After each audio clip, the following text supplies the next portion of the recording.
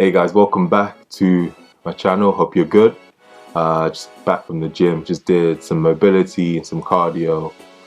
But today's video, we are talking about my favorite ab workouts. My go-to core and ab training that I do. With my core workout, it always rotates. So these that I'm going to show you in the video are staples that I always have, but I try and change it and mix it up and play around with it so it's not too boring. Keeps it more interesting. Just like the arm workout I did, I'm going to show you individually what I do and explain a little bit of why I do them. However, when I do abs, I tend to do them as a giant set.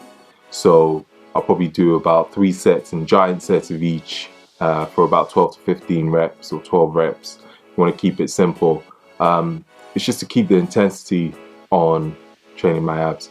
I always like to train them either before a session, so let's say before a bodybuilding session, or I make time to train them when I do my mobility workouts as well. If you're going to train your core and your abs, train them seriously. Train them as much as you would train your chest, your biceps.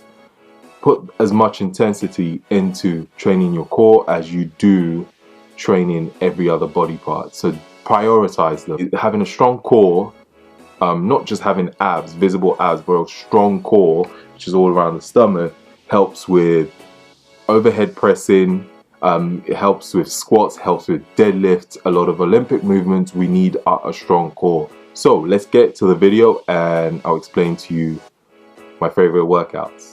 So first workout, we are going to be doing the broom sweep. Now this is a classic that has been around for a while. I do these to target my obliques. Now a lot of people tend to use weights to do obliques, so side crunches. I don't do that. I don't do anything that's weighted when it comes to oblique sessions. Every time I twist either to the left or the right, take a deep breath in before you twist and then out and squeeze your obliques hard you can every time you twist.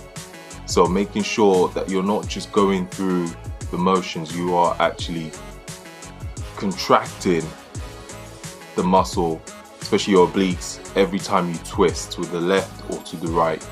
I usually tend to do about 3 sets of these and stick to about, I would say, 12.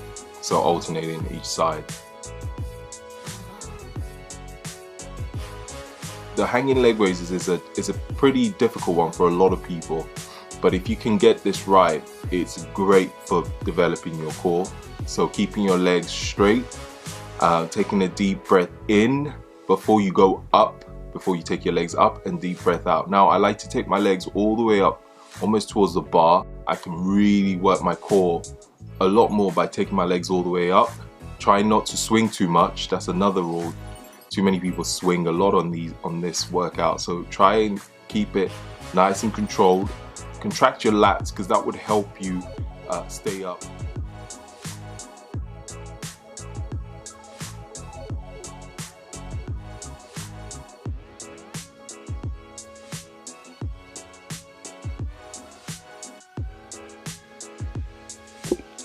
So next we have same thing again, hanging leg raises, but this time with your knees tucked, knees bent.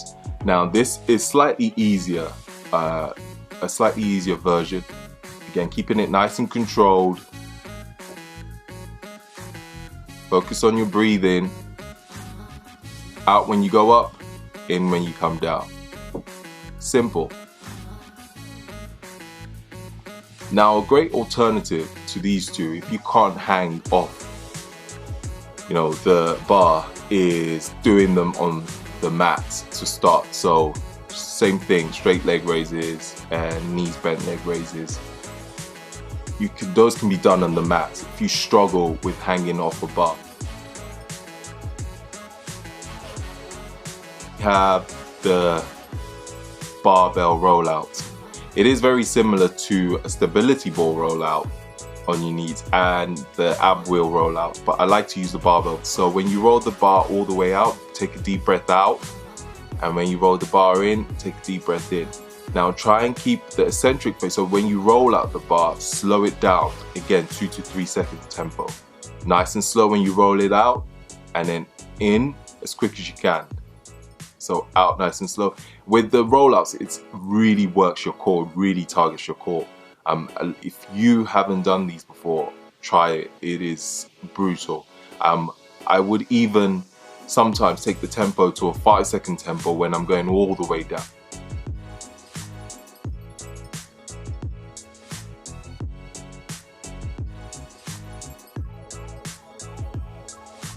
Okay, so next we have the rings pike. Now this one is, again, a difficult one, but it really is one of my favorites when it comes to working my core and my abs as well. It's a tricky movement to do. I'm using the rings, but you can use a stability ball as well to do these if you find it difficult to use the rings, or you can use a TRX rope. With this, again, tempo is key. So make sure when you go up, you breathe in, keep it nice and steady. When you go out, you breathe out, and then you come all the way out. So you want to try and make sure that your whole body is aligned in a straight line when you come back down. Again, nice and controlled, keeping the tempo again to about 2 to 3. I would also, with where I place my hands, I always try and make sure that I place them shoulder width apart. But these are amazing for your core. So if you haven't done these, try them. You can start with a stability ball, and then you can, progress up to using the rings. Next, we come to the V-ups. Now this, you are going to be starting with your feet off the floor, your hands off the floor, as you can see in the video, and you will slowly try and bring those two together. So feet off the floor, hands off the floor, and come up and meet with each other. So deep breath in when you're down, and breathe out when you come up. When you breathe out when you come up, squeeze your abs. So deep breath in and out when you come up. Again, try and keep the tempo nice and controlled. No rushing it, no rushing the movement. That's one of the most important things I would say when it comes to core. Don't rush the movements.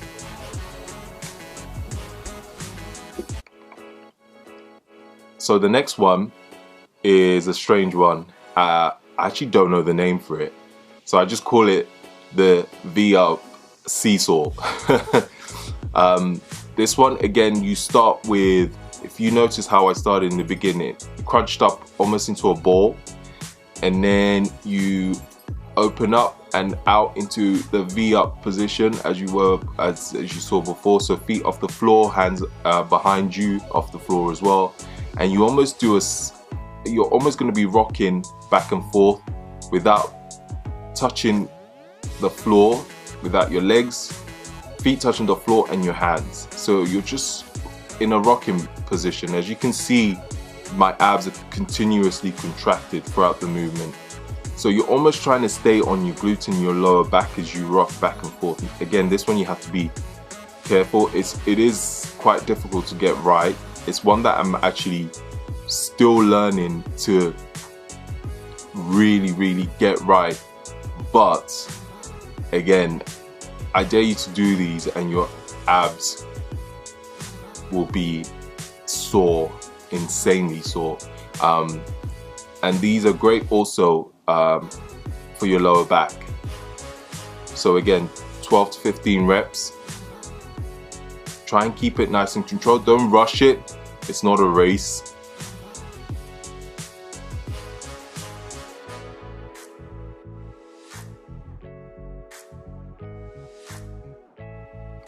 So next we have the Superman, which is a great core workout that I love doing. You always know how strong your core is getting is when you can do these easily and comfortably without shaking or without shaking to one side or the other. Now you start with your hands shoulder width apart on the mats.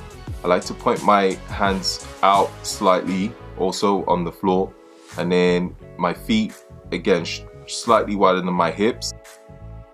So you want to take up your right arm and your left leg at the same time. Now again, if this is one that I'm still trying to get 100% right, but it's far better. It's such a great test to how strong your core is getting. Again, so try and do these. I try and keep to about 12 reps, alternate each side, or you can stick to one side and you do 6 on one side and then change to do 6 on the other side. If you want to make this harder, someone told me to do this and I thought it was ridiculous, but close your eyes and do them. It makes it a lot more difficult, but actually makes you focus a lot more on the movement. What I've also done is put an easier version. So this one will be on your knees. Same principle. And then when you can really get the hang of it on the easier version, you can progress up to the harder version. So the Superman.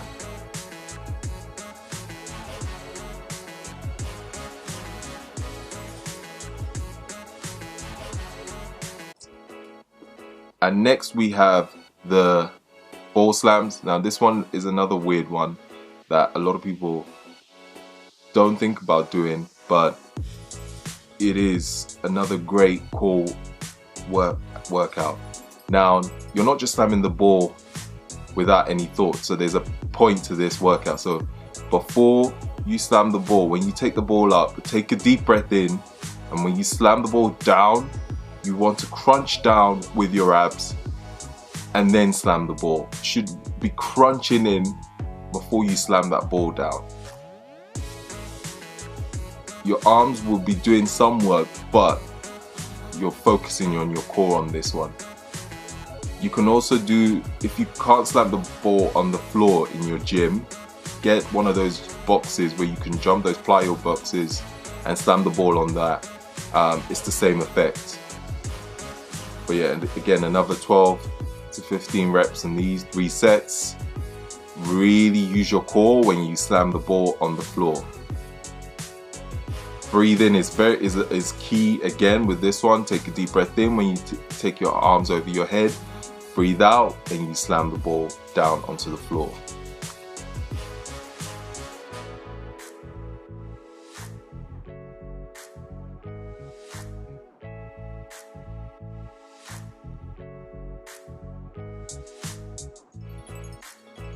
So there you have it. Before I sign off, just again reiterate the point of it's not a race when you're training your core. Intensity, yes, but time and attention is very important when you train your core and your abs. Train them just as hard as you will train every body part, so remember that. Play around with the tempo, 2 seconds, 3 seconds of the eccentric phase of all the movements. Focus on breathing when it comes to training your core. That's another one that's very important. And finally, if you're finding certain movements difficult, I suggest, start with an easier version, as I've explained on some of the workouts, and then build up to a more difficult, the more challenging part of the workout. So don't, try and force certain movements if it doesn't feel right. If you have lower back pain when you're doing certain of the ab workouts, some of it will be discomfort, and that's to be expected. So just remember that. It just means you need to do more core workout actually to improve on your lower back, and maybe add some lower back work, some posterior chain work. So glute ham raises are great, and glute bridges. I hope you guys found some of this info useful into how I approach my core training. Leave a comment of any questions you have, and I'll be glad to answer any of them, because I'm sure I probably forgot a few things. Thank you for subscribing. If you haven't subscribed already, don't forget to do so. And looking forward to bringing out more videos and getting more comfortable in front of the camera. Thank you all for watching. Till next time, peace out.